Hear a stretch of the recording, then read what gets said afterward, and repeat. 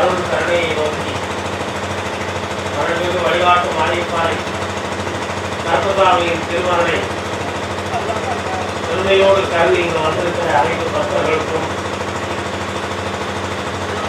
நாம் கற்பதாமியினுடைய அருமையான சக்தியை மனக்கோட்டை புனிதத்தை யூடியூப் சேனல் மூலமாக உலகமெங்கும் பார்த்து மகிழ்ந்து கொண்டு தியானித்துக் கொண்டிருக்கின்ற அனைத்து நல்ல ஆன்மாக்களுக்கும் எனது வாழ்த்துக்களும் நம் ஐயன் கற்பதாமியினுடைய அருள் கருணையினால் உங்கள் அனைவருடைய உள்ளங்களும் புனிதமாக நிறைவேறி இந்த உலக வாழ்வை ஆனந்தமாக நீங்கள் அனுபவிக்க வேண்டும் என்று சொல்லி எல்லாரும் உங்களுக்காக பிரார்த்தனை செய்து மனிதன் எப்பொழுதுமே தேவையை அனுசரித்து வாழக்கூடியவன் தான்.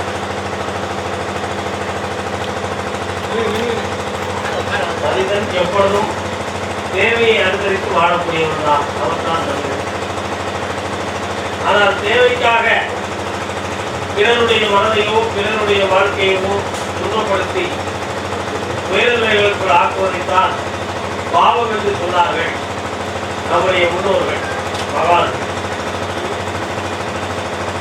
அந்த பாவம் என்பவருடைய அடிப்படையில் அந்த பாவ சூழலில் இருந்து மனிதன் விடுபட வேண்டும் என்பதற்காக வகுத்துக் கொண்ட நற்பணிகள் தான் ஆன்மீக நன்னெறிகள். இந்த ஆன்மீக நன்னெறிகளில்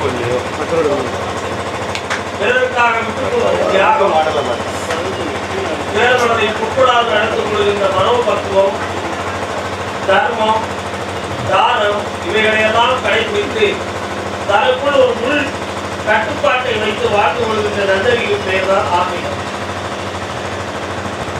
ஆன்மீகத்தை பயன்படுத்தி பிழைத்துக் கொள்ள நினைத்தால் இந்த தர்மங்களை கடைபிடிக்க முடியாது என்பது உண்மையாகும்.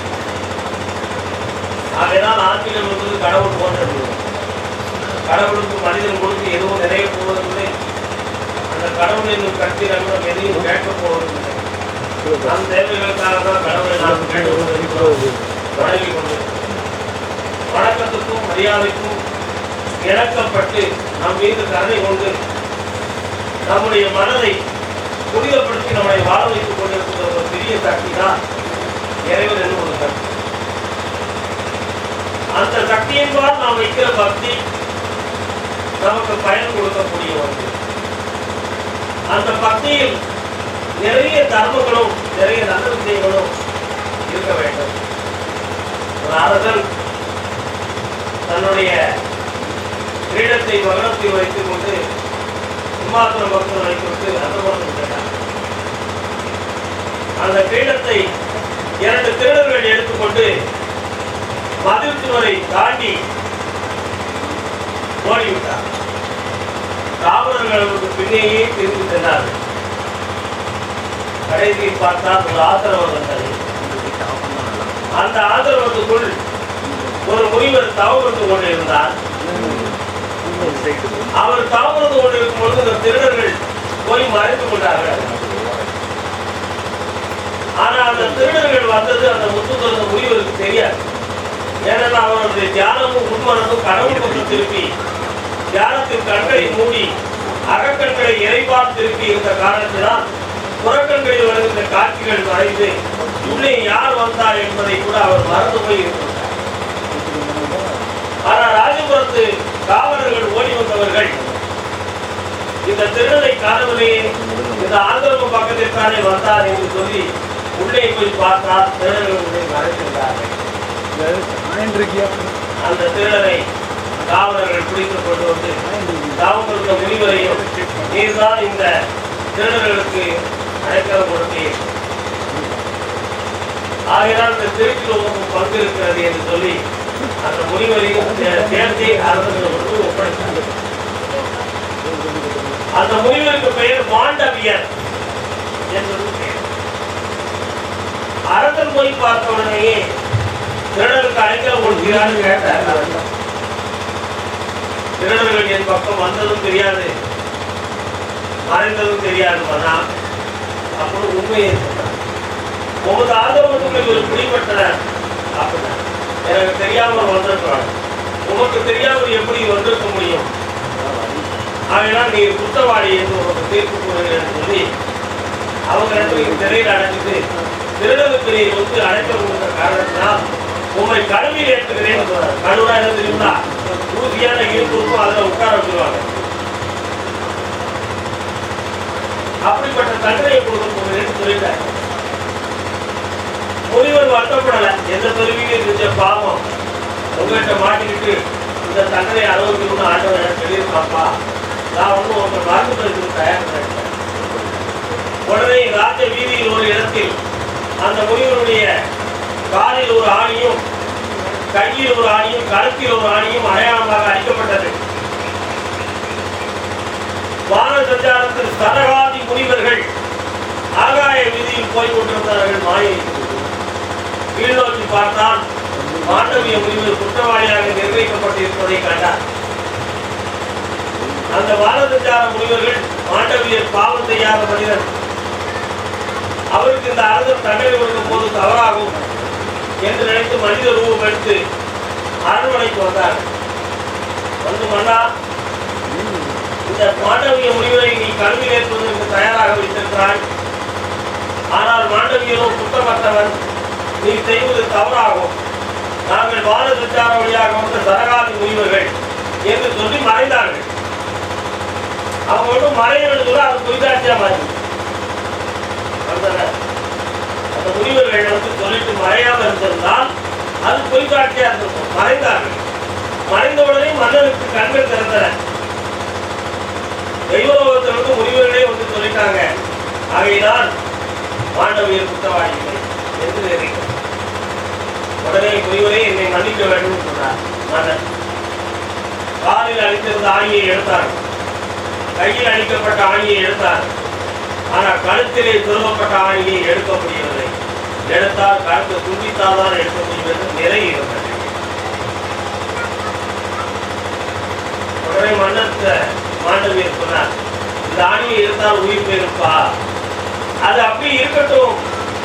இறைவனுக்கு தொண்டு செய்வதற்கு பூக்கூடைய தொங்கப்படுறதுக்கு குரண்டியாக நான் பயன்படுத்துகிறேன். ஒரு நாள் பூக்குள்ள போவாரு, பூக்களை கொய்து தோல்ல போடுறதுக்கு அந்த தொழில போடுறார். இப்படி இருக்கும்பொழுது ஒரு நாள் அவர் வந்து சரீர முக்தி அடைந்து விட்டார். சரீரத்தை விட்டு ஆத்மா பிரிஞ்சு சரீர முக்தி அடைந்து அவருடைய ஆத்மா வைகுண்டம் சென்றது. ஸ்ரீமத் நாராயணனிடம் கேட்டார், பெருமானே, எத்தனையோ காலங்கள் உங்களுக்கு தொண்டு செய்யணும், தர்மத்தோடு நடக்கும், நான் மட்டும் இந்த தண்டனைக்கு உள்ளாகிவிட்டேனே, இதற்கு என்ன காரணம் என்று தெரியவில்லையே. எனக்கு வரை என் தொண்டையில் அழுத்தப்பட்ட ஆணியை எடுக்க முடியவில்லை, அந்த வேதனையை தாங்க முடியவில்லையே சுவாமி, இதற்கு பாவ பரிகாரம் உண்டாங்க.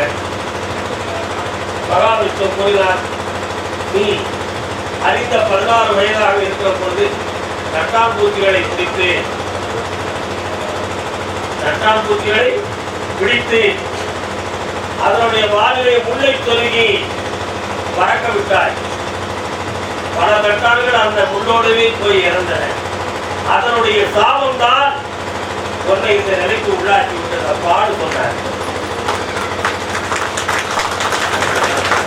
வேதனை அடைந்து சுவாமி, அறியாத காலத்தில் செய்தவர்களுக்கு இவ்வளவு தண்டனையா? ஆகையினால் அறியாத காலத்தில் செய்ததுக்கு மன்னிப்பு கொடுத்து எல்லா மக்களையும் பராமரித்து காக்க வேண்டும் சுவாமி கேட்டார். உடனே மகாவிஷ்ணு போயினார், 16 வயதாகிய பிராயத்துக்கு முன்னே குழந்தைகள் செய்யக்கூடிய தப்பம் தான் பெற்றோர்களுக்கு தான் அந்த தண்டனையும் அந்த வேதனையும் வழங்கப்படும், அந்த பிள்ளைகளுக்கு கிடையாதுன்னு சொன்னார். அதனால்தான் 16 வயதுக்கு முன்னாடி வர நம்ம அரசாங்கமே 12 வயதுக்கு பிறகுதான் மேஜர், 21 வயதுக்கு பிறகுதான் மேஜர், அது வர மைனர். அவன் மைனராக இருக்கும்போது என்ன குற்றம் செஞ்சா அது பெற்றவர்களுக்கு தான் தண்டனை. ஆகையால் வளர்க்கும் பொழுதே பிள்ளைகளையும் தன் குழந்தைகளையும் நுண்ணறிவோடும் மனப்பக்குவத்தோடும் கர்ப்பத்தோடும் நல்ல மனநிலைகளோடும் வளர்த்து அவர்களை வளர்த்து வந்தால் எதிர்காலம் அவர்களுக்கும் நல்லா இருக்கும், பெற்றோர்களுக்கும் பெருமையாக இருக்கும். சதா காலகட்டமாக அடுத்தவருக்கு துன்பம் கொடுத்துக்கிட்டே வாழ்வதை சுகமாக கருதி அதனை தன் வாழ்க்கையாக மாற்றிக்கொண்டால் அது அதர்மம் தகுந்த வாழ்க்கையாகும். அந்த வாழ்வுக்கு மனிதனும் மன்னிக்கப் போவதில்லை, இறைவனும் மன்னிக்கப் போவதில்லை. யார் மூலமாகவும் அந்த வாழ்வு நமக்கு தீர்ப்பு கிடைக்காது. அது தெளிவற்ற வாழ்வாகும். ஆகையால் உயிரோடு இருப்பதை வாழ்க்கை என்று கருதாதீர்கள். நல்ல மனிதன் என்று பெயர் எடுத்து வாழ்வதே உலகத்தின் வாழ்வுக்கு காரணம். இந்த உலகத்தில் மிக உயர்ந்தது. எத்தனை காலம் வாழ்ந்தான் என்பது கேள்வி இல்லை. எங்கள் எத்தனை காலம் வாழ்ந்தான் என்பது கேள்வி இல்லை. அவன் எப்படி வாழ்ந்தான் என்பதுதான் இந்த உலகத்திற்கு.